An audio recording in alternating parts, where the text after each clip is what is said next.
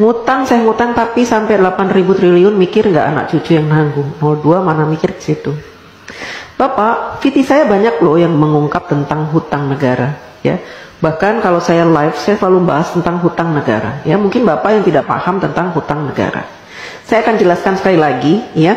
Mumpung saya lagi ada semangat untuk menjelaskan, supaya apa? Bapak tidak menyebar hoax, ya. Bapak tidak berpikiran jahat terhadap pemerintah, ya.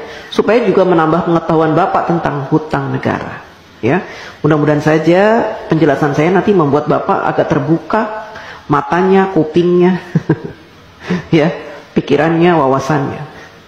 Jadi begini Pak, hutang negara, setiap negara ingin mengajukan hutang kepada IMF atau World Bank gitu ya, atau kepada negara-negara lain gitu ya, kepada negara-negara yang mau memberikan hutang, maka harus disepakati oleh wakil-wakil Bapak. Di mana? Di DPR RI, ya. Bentuk negara kita memang mempunyai aturan seperti itu. Presiden tidak bisa memutuskan segala sesuatunya, apalagi perkara hutang sendirian. Jadi harus dinegosiasikan dengan DPR, dan DPR punya peraturan bahwa negara tidak boleh berhutang, ya, yang mana pembayarannya, cicilannya itu melebihi 60% dari penghasilan negara, ya. Nah, saat ini sejak Bapak Jokowi menjadi presiden, hutang negara kita itu tidak lebih dari 35%. Artinya jauh di bawah batas maksimal berhutang yang ditentukan oleh DPR RI, yaitu 60%. Artinya apa? Kita masih berada di ambang aman, ya. Dan saat ini Indonesia terkenal sebagai negara yang hutangnya sedikit dibanding dengan Jepang, Amerika yang sampai 200% dari PDB-nya, Jepang sampai 210%, kemudian negara-negara lain, ya, bahkan tetangga-tetangga kita, Singapura, hutangnya itu banyak Pak. Berbeda dengan kita hutangnya sedikit. Beberapa tahun yang lalu Bapak Jokowi juga sudah melunasi hutang warisan sebanyak 7.000 triliun. Bapak heran kan dari mana uang 7.000 triliun itu? Kok Pak Jokowi bisa membayar? Karena Bapak Jokowi selama ini melakukan penghematan pengeluaran APBN. Dengan cara apa? Dengan cara tidak menggunakan APBN untuk pembangunan negara.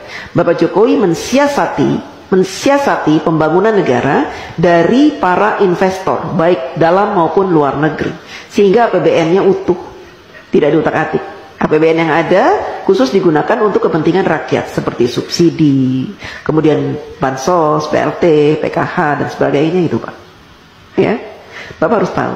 Jadi kalau Bapak bilang hutangnya sampai 8.000 triliun itu, seandainya saat ini hutang kita 8.000 triliun, itu sedikit Pak. Dibanding dengan PDB kita tuh sudah banyak sekali Pak.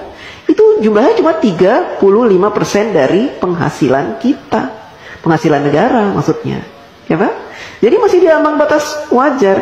Anak cucu kita nanggung? Tidak Pak, dulu juga gitu. Katanya Pak Harto berhutang banyak sampai 20.000 triliun, nanti anak cucu nanggung. Saya tidak merasa menanggung. Saya sudah dewasa, sudah besar, sudah tua, setua ini, tidak pernah saya merasa menanggung beban hutang negara, tidak.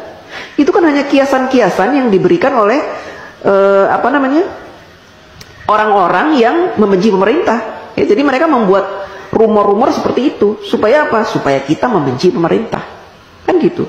Kita awam, orang awam, tidak pernah diberikan pemahaman tentang hutang negara, sehingga yang ada di pikiran kita, hutang, negara berhutang, nanti anak cucu kita akan membayar. Tidak Pak, ya. Selama pemerintahan itu baik, memberikan kesejahteraan kepada kita, memberikan gaji UMR yang pantas, ya, kemudian memberikan peluang-peluang untuk usaha sehingga kita punya penghasilan setiap bulan, dan memberikan lowongan-lowongan pekerjaan yang sangat banyak, maka kita tidak terbebani oleh hutang negara Pak, ya.